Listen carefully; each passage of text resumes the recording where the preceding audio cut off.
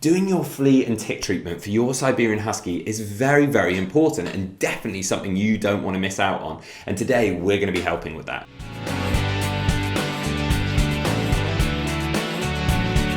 Welcome back to the Fenrir Siberian Husky Show. My name's Joe and I'm a certified canine leader here at FenrirCanineLeaders.com.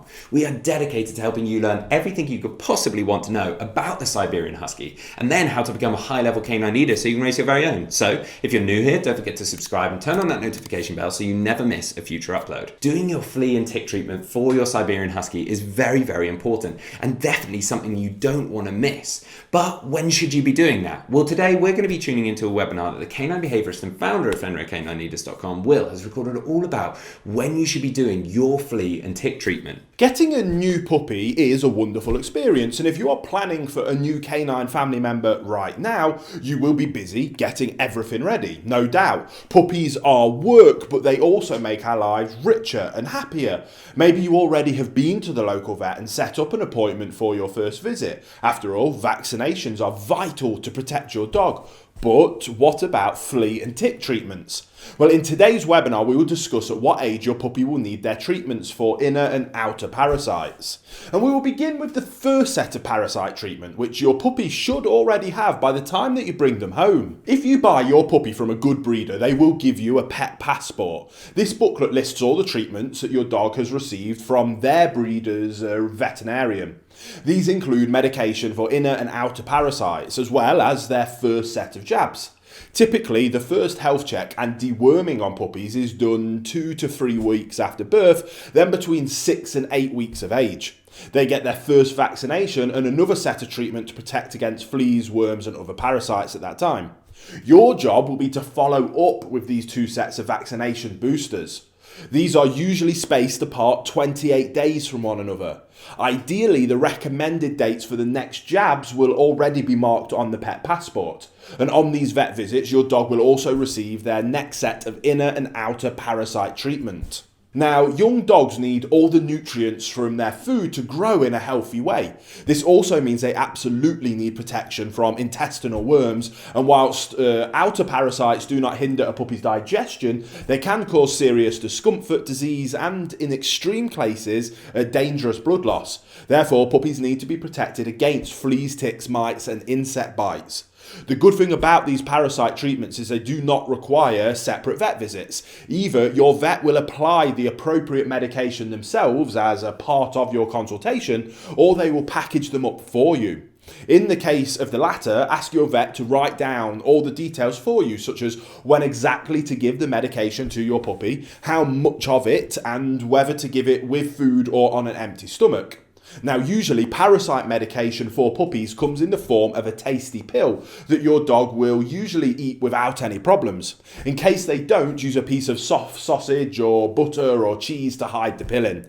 If you find yourself having trouble getting your puppy to swallow the medicine, ask your vet for help and they have tons of clever ways to do it. As we said earlier in this video, your breeder's vet will already have treated the entire litter for parasites. All you need to do is keep up a regular schedule of treatment, which your vet will also be happy to provide. Also, many vets will send you an email or a text message before your dog's next parasite treatment is due. So let's talk about the kind of parasites that puppies can get, and we'll start with internal parasites.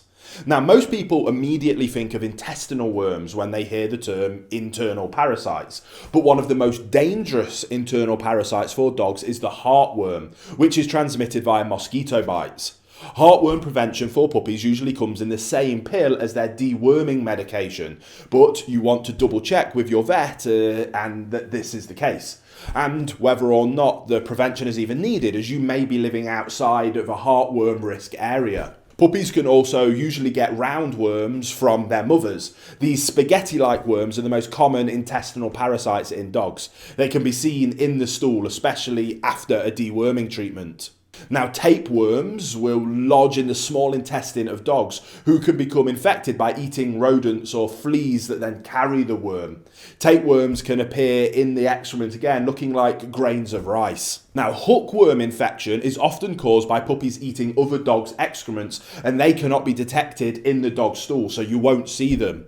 Whipworm infections are quite serious and can cause bloody diarrhea. Infection comes from swallowing contaminated soil, where the worm's eggs can survive there for years. They're some of the more common internal parasites, but there is also external parasites. And external parasites take nutrients from the dog's blood and can live either on top of the skin or within it. Some of them only cause superficial skin issues, whilst others are carriers for other more dangerous organisms. Lice, fleas and mites are the most common external parasite in dogs. Apart from pesky itching, they can cause severe allergy in young dogs. If your puppy is affected, you should treat all the pets in your household as well as their sleeping spaces. Ticks are quite a common external parasite in dogs. They mostly jump on the dog when walking through tall grass and scrubs or in the forest.